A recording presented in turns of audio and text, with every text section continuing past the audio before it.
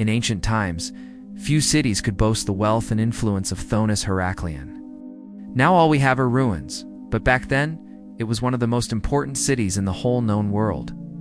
So what made this city so special? What can the ruins tell us about life here? And what secrets did the archaeologists uncover here? You'll find out in this video. Welcome to our channel Ark Studio. It is believed that prosperity accompanied this city from the very moment it appeared on the map. Thonis-Heracleion was an Egyptian city located near the western delta of the Nile, not far from Alexandria. It was founded around 664 BC by the Greeks and became the main port of Egypt during the reign of the pharaohs.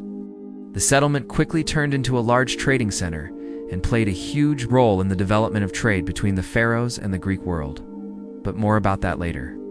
The excavations at Tel El Marnaba have been going on since the beginning of the 20th century, but they were fully funded only in the 80s. And it was then that Professor Ramadan Hussein began his work here. During the excavations, he discovered a huge number of clay seals, fragments of papyrus, coins, and other artifacts.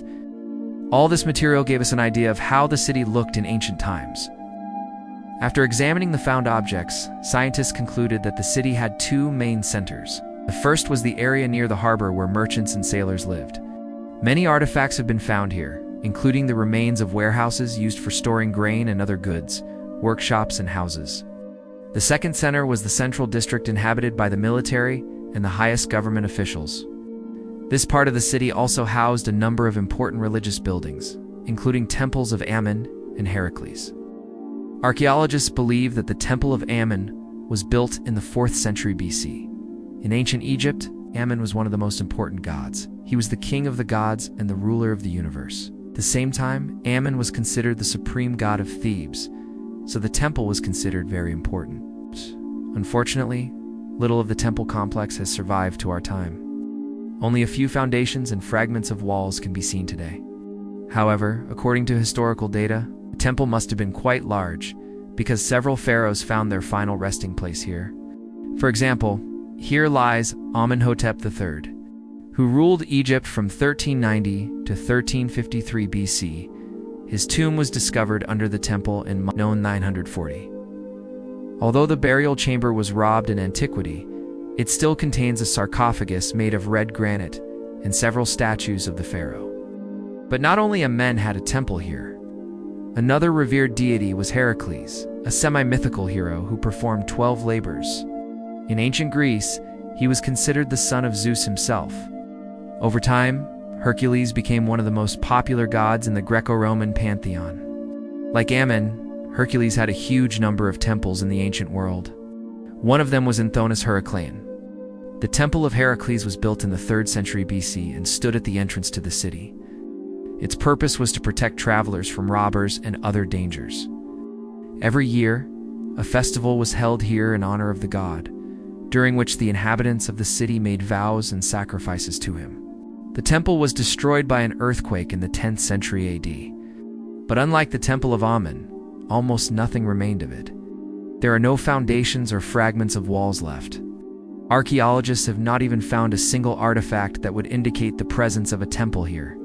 However, next to the site of the temple, archaeologists discovered a huge number of votive offerings, that is, gifts that the citizens of the city made to the gods. Among these offerings, one can see figurines of various gods and goddesses, as well as vessels and weapons. All of them are now kept in various museums around the world.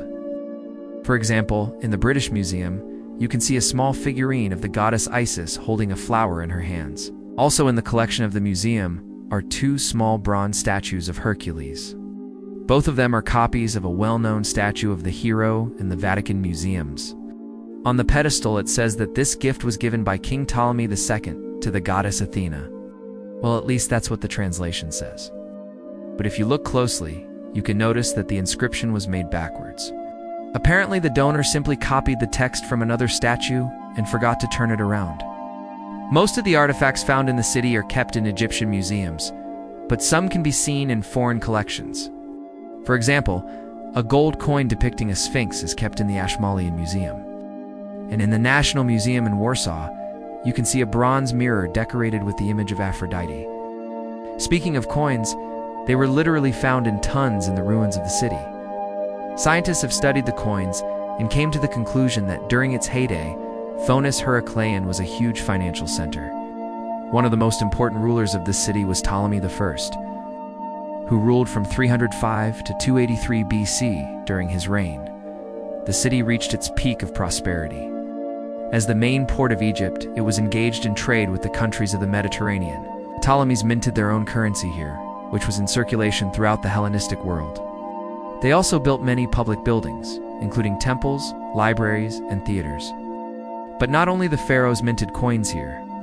Many wealthy merchants and bankers had their own mints. A good example is the mint of Apollodorus, who lived in the 2nd century BC. His coins were minted from pure gold and decorated with images of gods and mythical creatures.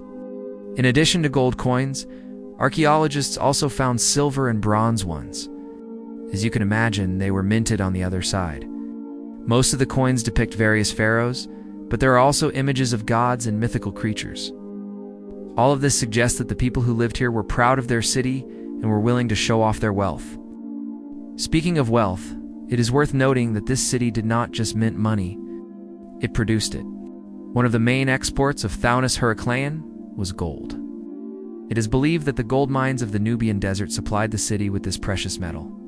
Gold was used not only for minting coins, but also for making jewelry and other luxury items. The skilled craftsmen of Thonis-Heracleion created exquisite jewelry that was in demand among the rich, not only in Egypt, but also in Greece and Rome. For example, archaeologists have found a necklace made of gold and precious stones.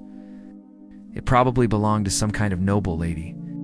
There were also found rings and bracelets made of pure gold. In addition to gold, the city exported ivory and incense.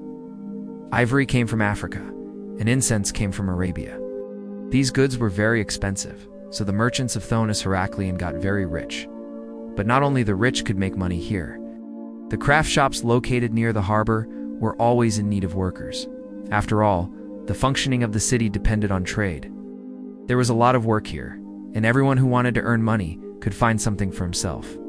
Ordinary people went fishing or grew crops on the fertile lands of the Nile Delta. But how did they process the fish? Here, archaeologists discovered an entire complex of fish processing workshops. There were scales, hooks, and other tools needed to prepare fish for sale. Some fish was dried and salted, while others was packed in clay jars. The jars were then sealed with a mixture of wax and resin. This method of preserving fish was common in the ancient world. Jars were durable and could be stored for a long time. Another interesting find was a workshop for making glass. Archaeologists discovered the remains of furnaces and molds used for melting sand and other materials. Glass was very expensive, so the prospect of a ready-made business could attract many people. Of course, not everything here was as rosy as it may seem. Working in such a workshop was hard and dangerous.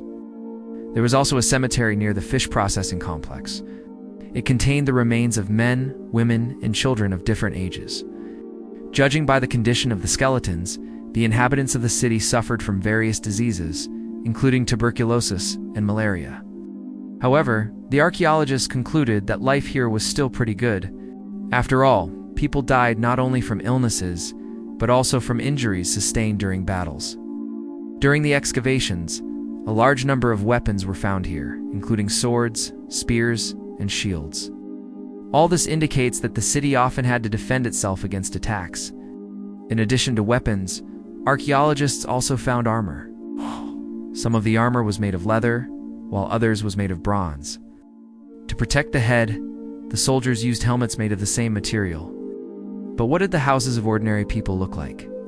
Archaeologists have found a large number of domestic items, including lamps, mirrors, and combs.